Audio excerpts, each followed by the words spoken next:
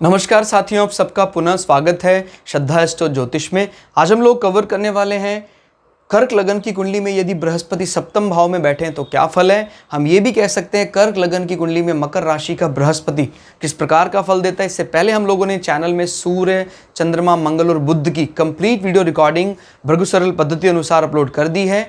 कोई भी व्यक्ति भृगु सरल पद्धति को आधार बनाकर ज्योतिष को सीखना चाहता है, हमारे चैनल को सब्सक्राइब कर सकता है। हम जल्दी ही 9 के 9 ग्रह सूर्य से लेकर राहु केतु तक उनके 12 अलग अलग लग्न की 12 अलग अलग राशिफल को अपलोड करने वाले हैं। इस अपलोडेशन को टाइमली पाने के लिए आप बेल आइकन दबाएं ताकि आपको सारा अपलोडेशन टाइमली मिल सके। मेरा नाम है सनत कुमार वाजपेयी। 15 सालों का अनुभव मुझे साइंस एंड एस्ट्रोलॉजी में। हमारे बारे में और अधिक जानकारी के लिए सिंपली गूगल करें, सनत वाजपेयी लिखें, आपको हमारे बारे में कंप्लीट इन्फॉर्मेशन मिल जाएगी। तो आइए शुरुआत करते हैं आज की क्लास का। कर्क राशि अगर यहाँ से गिनते हैं एंटी क्लॉकवाइज तो ये पड़ता है सप्तम भाव। फिलहाल यहाँ मकर राशि है जहाँ बृहस्पति नीच होकर बैठे हैं। सप्तम भाव दोस्तों क्या बताता है? हमारे मैरिटल अफेयर, हमारे मैरिटल रिलेशनशिप या हमारे जीवन में कोई अफेयर, इस प्रकार की सेकंड मैरिज, विवाह का टूटना, इस प्रकार का दाम्पत्य जीवन में कोई व्यवधान, इस प्रकार की बातें दिखाई देती हैं।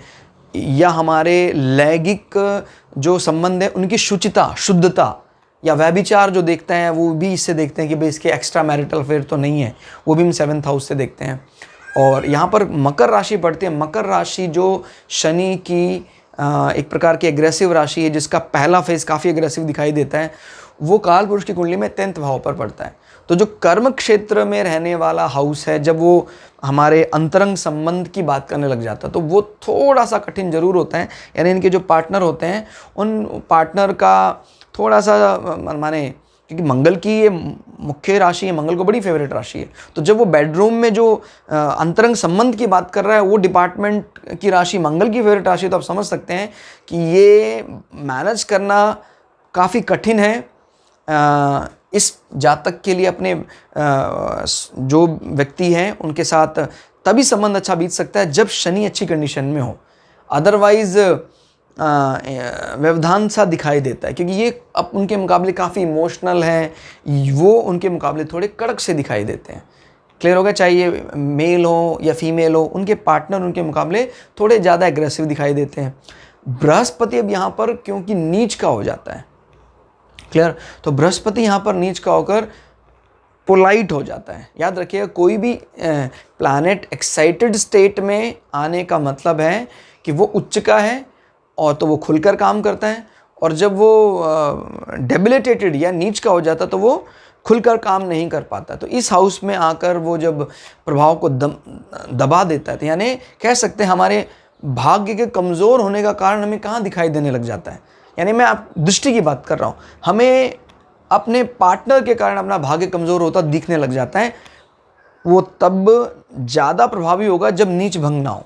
अगर नीच भंग हो जाए, जैसे इसका स्वामी शनि उच्च का होकर बैठ जाए या लग्न से केंद्र में आ जाए, या इसकी उच्च राशि का स्वामी चंद्रमा आइदर लग्न में बैठ जाए, दृष्टि पड़ जाए इसके ऊपर, तो भी नीच भंग हो जाएगा। अगर नीच भंग हो जाता तब आपको समस्या नहीं है।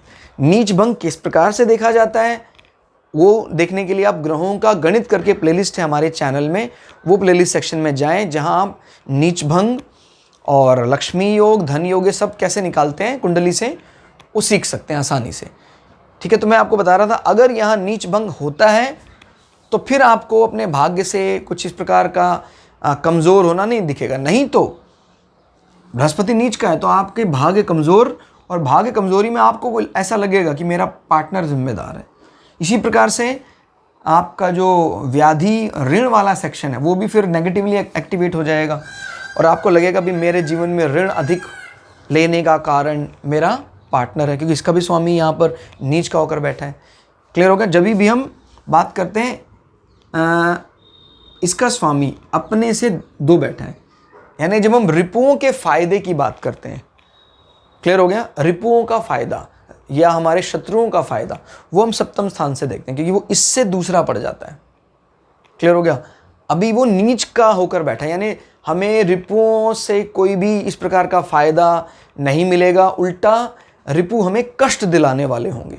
बात को समझिएगा, हमने किसी को ऋण दिया, कोई हमारा शत्रु है, और अगर किसी को ऋण देने से हमें भी फ़ायदा हो रहा है, उसको भी फ़ायदा हो रहा है, तो दोनों के लिए संबंध अच्छे होंगे। लेकिन अगर हमने किसी को ऋण दिया है, वो हमें दुख देने वाले हैं, तो उसको भी दुख देने वाले हैं, वो दोनों ही कंडीशन में ख़राब होगा, अच्छा नहीं माना जाएगा। प्रायः कभी भी आपको रिपुओं का ऋणों से बढ़ोतरी देखनी हो तो हम सप्तम भाव से देखते हैं, क्योंकि इससे वो दूसरा पड़ता है। फिर हम इसी प्रकार से देखते हैं कि भाग्यस्थान का स्वामी अपने से कितने पर बैठा है, 7, 8, 9, 10, 11। भाग्य से होने वाले लाभ को हम सप्तम भाव से देखते हैं। अब जब भाग्य से होने वाले लाभ हाउस में कोई प्लैनेट नीच का होकर बैठ जाए, तो भाग्य से हमें कभी भी कोई लाभ दिखाई नहीं देता, उल्टा कारण दुर्भाग्य होने का हमें हमारा पार्टनर नजर आता है। इस प्रकार के व्यक्तित्व को कोई भी बिजनेस डील नहीं करनी चाहिए तो किसी और के नाम पर। इस कंडीशन में अगर नीच भंग हो गए तो मैं बार बार बता रहा हूं, फिर भय लेने की जरूरत नहीं है। क्लियर? अगर नीच भंग नहीं है तो ये सब चीजें आप पर लागू होंगी।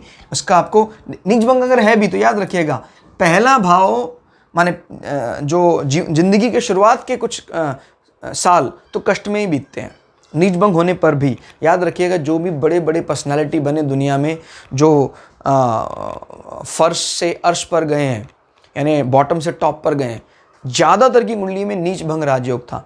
यानी शुरुआत में खाने के लिए भी रोटी नहीं थी, फिर उसके बाद इतना ज़्यादा धन आया कि उनके तो एम्पायर खड़े हो गए। तो ये तुलनात्मक देखा जाए तो कुंडली तो वही थी उसकी, ये कैसा हो गया? क्योंकि शुरुआत में उसका जीवन में वो नीच का फल दे रहा था, और फिर नीच भंग जब एक्टिवेट हुआ, जब ट्रिगर हुआ प्लैनेट की दशा अंतर दशा, तो फिर वो ऊंचाइयों पर पहुंच गया। तो याद रखिएगा, ड्रास्टिक परिवर्तन आने पर ही सुखों का सही टेस्ट मिल आता है। अगर जीवन एक साथ स्मूथ चलता रहे, भाई करोड़पति के घर पैदा हुआ, करोड़पति ही रहा, तो कहता है सर जीवन में बहुत बड़ा ड्रास्टिक परिवर्तन नहीं दिखा। क्लियर? तो हम कह सकते हैं राजयोग है, लेकिन वो नीच भंग में जो दृष्टि होती है, तुलनात्मक दृष्टि, कहता है यार बदलाव बड़ा जबरदस्त होता है। 50 था तो 50 से सीधा 50,000 चला गया। अब कोई 50,000 था, उसमें आपने मान लीजिए 1,000 और ऐड कर दिए, 51,000 हो गया। तो ये एक ड्रास्टिक परिवर्तन नहीं, इसलिए ये कम दिखाई देता। लेकिन नीच भंग राजयोग का जो बल है वो अचानक बहुत ज़्यादा तेजी से बढ़ता दिखाई देता है। तो इस बात को समझिएगा। क्लियर हो गया? फिर हम बात करते हैं बृहस्पति जो अभी नीच की अवस्था में बैठे हैं, तो अभी कहाँ क्या कर सकते हैं। 1, 2, 3, 4, 5 यहाँ बैठकर वो आपके आय भाव में नज़र बनाए हैं। क्लियर हो गया? हालांकि बृहस्पति खुद अभी बहुत हैप्पी मूड में तो नहीं है, बट फिर भी जो इनके प्रयास इनके हद में होगा वो देने का प्रयास करेंगे। यहाँ बैठकर आपको कहीं ना कहीं इनकम सोर्स जनरेट करने का काम करेंगे, आय भाव बढ़ाने का काम करेंगे। लेकिन वो आपको बलवती होता तभी दिखेगा जब शुक्र बलवती होगा। अदरवाइज सोने में सुहागा का रोल ही नहीं होगा अगर सोना ही नहीं है तो। क्लियर हो गया? तो याद रखिएगा, सुहागे का ही काम कर सकता है, लेकिन मुख्य रूप से एड ऑन करने का काम तो माने मुख्य मूलधन जनरेट करने का काम तो शुक्र का है, एड ऑन करने का काम बृहस्पति का है। ठीक है? और बृहस्पति की ये दृष्टि अच्छी है कि विवाह के बाद आपकी पर्सनैलिटी बढ़ी है, इसमें कोई दो राय नहीं है। क्लियर हो गया? क्योंकि उच्च की दृष्टि से देख रहा है आपको, आपका बौद्धिक स्तर, आपका ज्ञान ये बढ़ा है, आपका रूप उसमें बढ़ोतरी हुई है। फिर 7, 8, 9 बृहस्पति की नवम दृष्टि आपके भाई बहन फॉर्मल कम्युनिकेशन की तरफ है, उसको निखारने का काम करेगा। लेकिन अभी भी बता रहा हूँ, ज़्यादा पावर बुध के पास ही रिजर्व्ड है, 70% पावर। बृहस्पति नीच का होकर काफ़ी कमज़ोर अवस्था में दृष्टि डाल रहे हैं, तो जो उसके बस में होगा करेगा, तो वाणी को इम्प्रूव करने का प्रयास करेगा। और क्योंकि यहाँ बैठकर कर रहा है तो शादी के बाद, विवाह के बाद आपकी फॉर्मल कम्युनिकेशन इम्प्रूव होगा। और अगर वो नीच भंग हो जाता है तो फिर ये चीज़ें दुगने तिगने रफ्तार से काम करेंगी। ये तो था ही उच्च का ही रहेगा।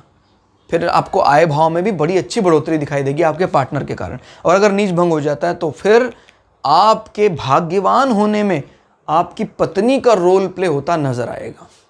नीच भंग हो जाता है तो आपको ऋणों से बढ़ोतरी होती दिखाई देगी, और उसका कारण कौन बनेगा? आपका पार्टनर। कोई भी इस प्रकार की पार्टनरशिप डील अगर आप करते हैं फिर आपको फायदा होगा, only in the case of नीच भंगा।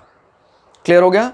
तो दोस्तों इसमें हमने सभी दृष्टियों की चर्चा, दोनों भावों का फल जान लिया। क्लास आपको कैसी लगी कमेंट करके जरूर बताइएगा। मिलते हैं अगली क्लास में, तब तक के लिए जय श्री भृगु पराशरा, जय श्री शुक्राचार्य, नमस्कार।